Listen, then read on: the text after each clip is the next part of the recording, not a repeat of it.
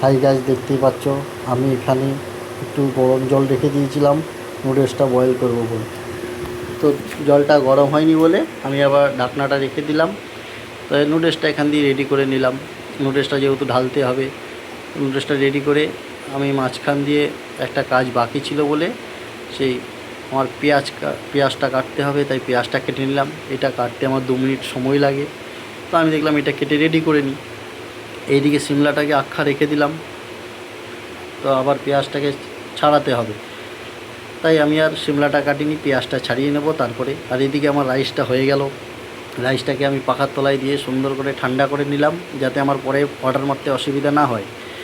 তো এদিকে ললিপপটা রেডি করলাম। এটা হাফ বয়েল করা আছে, হাফ ফ্রাই করে তারপরে আমি রেখে দিই, নিচে গিয়ে দুবারা ফ্রাই হয়, তখন কাস্টমারকে দেওয়া হয়। তো এরপরে রাইসটা দেখো কত সুন্দর ঠান্ডা হলো, একদম ঝুরঝুরে হয়ে গেল। রাইসেও হালকা তেল দিতে হয়, না হলে রাইসটা আঠা আঠা হয়ে যায়। তো ফ্রাইড রাইসটা দেখো খুব সুন্দর। এদিকে অর্ডার চলছে, নিচে নিয়ে যাচ্ছে, ঠান্ডা হচ্ছে অল্প অল্প করে। আর এইদিকে আমার নুডলসের জলটা গরম হয়ে গেছে, তো আমি দেখলাম। তো ঢাকনটা আমি নামিয়ে দেবো। এবার এইটা এক হাতের কাজ হয় না, তাই আমি দু হাতেই কাজ করি। তো আজকে যেহেতু একটা ভিডিও ব্লগ বানাচ্ছি, তো আমি এই দু হাতে আর পারছি না, তাই এক হাতেই দিচ্ছি। মনে গিয়ে কিছু করো না। তো দেখো অল্প অল্প করে দিচ্ছি হাতে করে। আর হাতে করে দেওয়ার পরে এবার যখন কম হয়ে আসবে, তখন আর কি আমি জালি সমেত নুডলসটাকে পাল্টি করে দেবো। তো এটা তো দু হাতের কাজ, এক হাতে হয় না। তো এক হাতে ফোন যেহেতু ভিডিও চলছে, আর এক হাতে দিতেই হবে, কিছু করার নেই।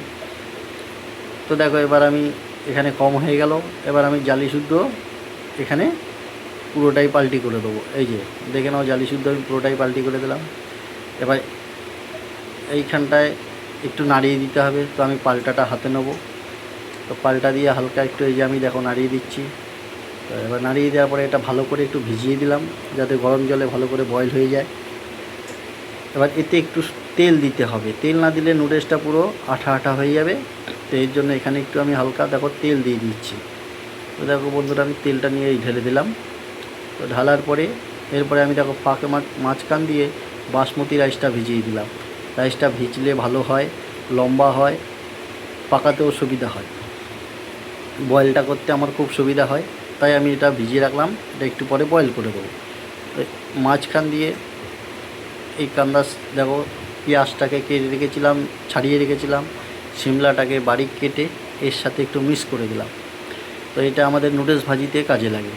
তো আমাদের এটা নুডলস ভাজির জন্য কাটতে হয়, তো আমরা এটা কেটে দিলাম, কেটে মিক্স করে এটা নিচে পাঠিয়ে দেবো।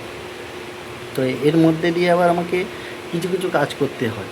এবার সবসময় আর ফোনটা হাতে নেওয়া যায় না বন্ধুরা, কারণ আমি প্রচণ্ড ব্যস্ত থাকি, ফোন ধরার সময় পর্যন্ত থাকে না, দোকানে চাপ থাকে। তাই এক হাতে ফোন ধরছি আর এক হাতে মিস করছি। আর এই দেখো এখানে আমার সব মালের পড়ে রেখে দেখো সুন্দর করে নুডলসটাও বয়েল হয়ে আসলো। নুডলসটা বয়েল হয়ে আসার পরে এবার আমি এটাকে নামাতে হবে। এবার এটা এক হাতে আর হবে না, তাই এটা দু হাতেই নিতে হলো। এই পর্যন্তই দেখাতে পারলাম, নামানোটা দেখাতে পারলাম না। তো আমি এইটুকুনি দেখিয়ে এবার এই দেখো এখানে নামিয়ে এনে এখানে শুকোতে দিয়েছি। তো এই ভিডিওটা মুখরোচি খাবারের ভিডিও।